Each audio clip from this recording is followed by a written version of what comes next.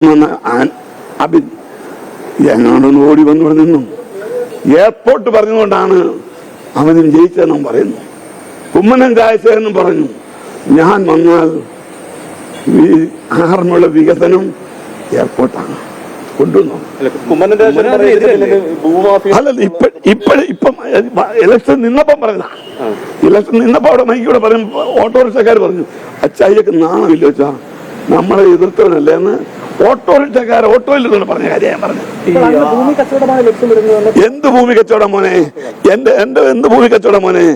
ഈ തവള പോലും കയറാത്ത ആറന്മുള പുഞ്ചു കൊടുത്ത് ഏതവനാ എടുക്കുന്നത്? നിങ്ങളെ എടുത്തു വേണേല് ഞാൻ ചുമ്മാ എന്നേക്കാന്ന് പറയല്ലോ.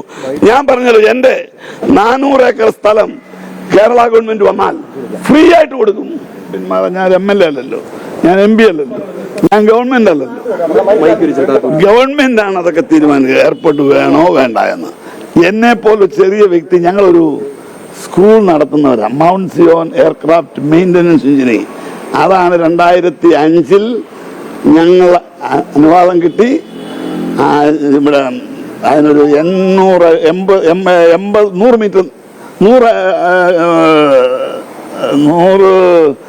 ഏക്കർ സ്ഥലം വേണമെന്നായിരുന്നു അന്ന് അവർ പറഞ്ഞു. ഡ്രോൺ സർവേ നടത്തിയത് എയർപോർട്ട് പദ്ധതിക്കായിട്ടാണ്. ഡ്രോൺ സർവേ നടത്തിയില്ലല്ലോ. ആരെ നടത്തിയെന്ന് പറഞ്ഞു? ഞാൻ നടത്തിയെന്ന് പറഞ്ഞു. നടത്തുമെന്ന് പറഞ്ഞത് നടത്തിയതാക്കിയോ നിങ്ങള്? ഞാൻ നടത്തുമെന്നാണ് പറഞ്ഞത്, നടത്തിയിട്ടില്ല. നടത്താനായിരുന്നു, നടത്തും എന്നാ പറഞ്ഞത്. നിങ്ങൾ കേട്ടോ? അങ്ങനെ പോയി ഞാൻ എന്ത് വേണം? ഞാൻ നടത്തും എന്ന് പറഞ്ഞു. ഇന്ന് മനോരമയുണ്ട് വാർത്ത, ഇന്ന് മനോരമ വാർത്തയുണ്ട്. നടത്തിയിട്ടില്ല. ഡ്രോൺ സർവേ നടത്താൻ എനിക്ക് തന്നെ അധികാരം.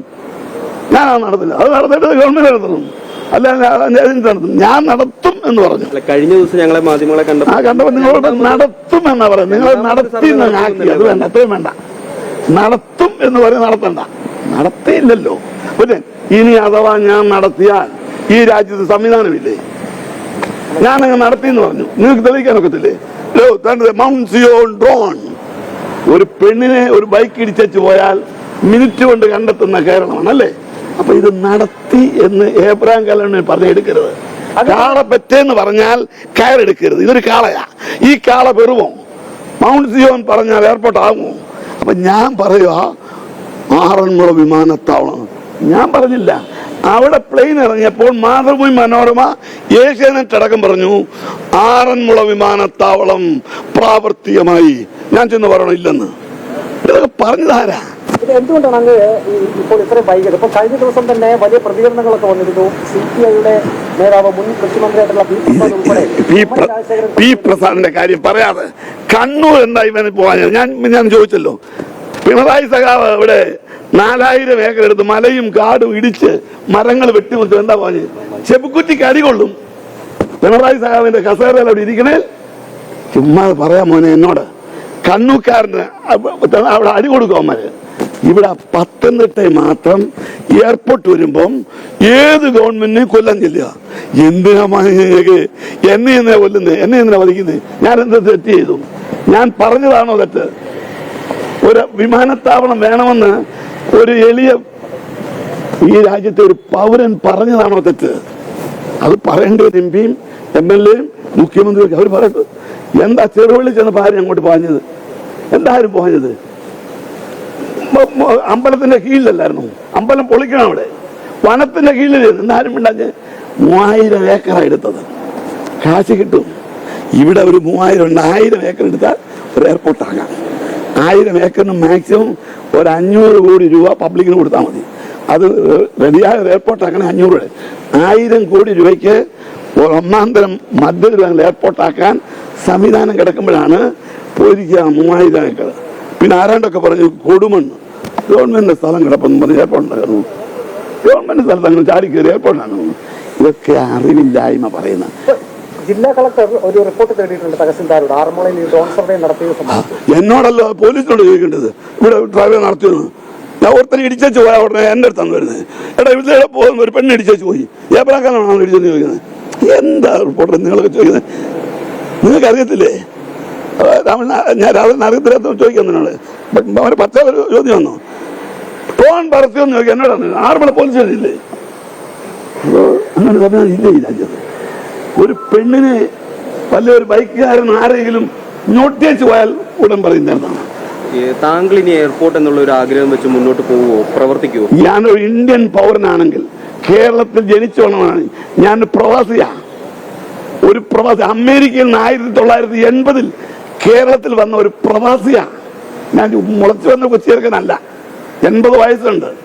ഈ വാർത്ത കണ്ടപ്പോൾ മുഴുവൻ ലോകത്തെ മലയാളികള്, മധ്യതിരുത്താണ് മലയാളികൾ മുഴുവൻ വിളിച്ചു പറഞ്ഞു, അച്ചായ ജീവനുണ്ടെങ്കിൽ നമുക്ക് മധ്യതിരുത്താൻ ഏർപ്പെട്ട് വരണം. ആറന്മുളി വരണമെന്ന് അവര് പറയുന്നു. അങ്ങ് ചെല്ല്, ഇവിടുത്തെ എല്ലാ പിള്ളേരും അങ്ങ് ചെല്ലുമല്ലോ. എല്ലാവരും ചെല്ലുമ്പോൾ കിടക്കാൻ ചെല്ലുന്ന എവിടെട്ടാ? അമേരിക്കാവിന്റെ വീട്ടിലാ. അവിടുത്തെ മോനെ ഞാൻ റെഡി, ഈ വന്നാ മതി, ഇവിടെ വരുമ്പോൾ കണ്ടുമില്ല കേട്ടുമില്ല. പറയട്ടെ മതി, ഞാൻ പറയാനുള്ളതൊക്കെ പറഞ്ഞു കഴിഞ്ഞു. വലിയ ആത്മവിശ്വാസമായിരുന്നു സർക്കാരിന്റെ ഭാഗത്തുനിന്ന് പിന്തുണ ഉണ്ടാവും. MP ഉണ്ട്, MLA ഉണ്ട്, ഇപ്പോഴും ആത്മവിശ്വാസം ഉണ്ട്. ആ വിശ്വാസം ഞാൻ അവരോട് ചോദിച്ചേ, ഞാനല്ലല്ലോ പറയേണ്ടത്. MP യോട് എനിക്ക് വിശ്വാസമല്ല. ഞാൻ 15 കൊല്ലമായില്ല പറയുകയല്ലയോ, ഉമ്മൻചാണ്ടി കൊണ്ടുവന്നല്ലേ. ആ വിശ്വാസം എന്റെ പോയി. എന്താണെന്നറിയാമോ? ഉമ്മൻചാണ്ടി സർക്കാർ കൊണ്ടുവന്നു, അതിന്റെ കടക്കെ കത്തിവെച്ചു. അത് കഴിഞ്ഞ് 10 കൊല്ലം വെറുതെ നടന്നു. ഇപ്പൊ ഒരു പാവം ഇടി സദസ്യം വന്ന കസേരയിലോട്ട് ഇരിക്കുന്ന മുമ്പ് എയർപോർട്ട് വേണമെന്ന് ഞാൻ പറയത്തില്ല. പിന്നെ MP എയർപോർട്ട് ഉണ്ടാക്കാനും ഇല്ലെങ്കിലും അയാൾ കേരളത്തിൽ പത്തനംതിട്ടയിലെ MP ആയിരിക്കും എന്നും. അയാളുടെ വീട്ടുകാർ എതിർത്താൽ പോലും അയാളായിരിക്കും MP. അത്ര മാത്രം ഹീസ് പവർഫുൾ ടു പബ്ലിക് ഒപ്പീനിയനിൽ. അയാള് എന്താ അയാളെ ഇതുണ്ടല്ലോ, ഭൂരിപക്ഷം വർദ്ധിച്ചുകൊണ്ടിരിക്കുക. പിന്നെ ഇപ്പം വന്ന അബിൻ ഞങ്ങളൊന്ന് ഓടി വന്നിവിടെ നിന്നും എയർപോർട്ട് പറഞ്ഞുകൊണ്ടാണ് അവനും ജയിച്ചതെന്നും പറയുന്നു. കുമ്മനം രാജശേഖരനും പറഞ്ഞു, ഞാൻ വന്നാൽ ഈ ആറന്മുള വികസനം എയർപോർട്ടാണ് കൊണ്ടുവന്നു. അല്ലല്ല, ഇപ്പം ഇലക്ഷൻ നിന്നപ്പം പറഞ്ഞ, ഇലക്ഷൻ നിന്നപ്പോ അവിടെ മൈക്കൂടെ പറയും, ഓട്ടോറിക്ഷക്കാർ പറഞ്ഞു, അച്ചായിക്ക് നാണമില്ല വെച്ചാ നമ്മളെ എതിർത്തവനല്ലേ എന്ന്. ഓട്ടോറിക്ഷക്കാർ ഓട്ടോയിൽ നിന്ന് പറഞ്ഞ കാര്യം ഞാൻ പറഞ്ഞു. എന്ത് ഭൂമി കച്ചവടം മോനെ, എന്ത് ഭൂമി കച്ചവടം മോനെ? ഈ തവള പോലും കയറാത്ത ആറന്മുള പുഞ്ചു കൊടുത്ത് ഏതവനാ എടുക്കുന്നേ? നിങ്ങളെ എടുത്തു വേണേല്. ഞാൻ ചുമ്മാ എന്നേക്കാന്ന് പറയല്ലോ. ഞാൻ പറഞ്ഞല്ലോ, എന്റെ 400 ഏക്കർ സ്ഥലം കേരള ഗവൺമെന്റ് വന്നാൽ ഫ്രീ ആയിട്ട് കൊടുക്കും, ഒരു പൈസ വേണ്ട. പിന്നെ ഗവൺമെന്റ് നിശ്ചയിക്കുന്ന വില ഒരു ഭൂമി എടുക്കും കൊടുക്കുന്നത് ഞങ്ങൾക്ക് യാതൊരു വിരോധമില്ല. എയർപോർട്ട് ആയിരിക്കണം. എയർപോർട്ട് അല്ലാത്ത ഒരു പ്രോജക്റ്റിനും കൊടുക്കുന്നത്.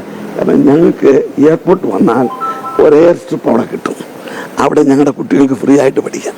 ആ ഒരു കാഴ്ചപ്പാടാണ് ഞങ്ങളുടെ കുഞ്ഞുങ്ങൾക്ക് ഏറ്റവും ജോലി സാധ്യതയുള്ള ഒരു എംപ്ലോയ്മെന്റ് എയർക്രാഫ്റ്റ് മെയിൻ്റനൻസ് എഞ്ചിനീയർ.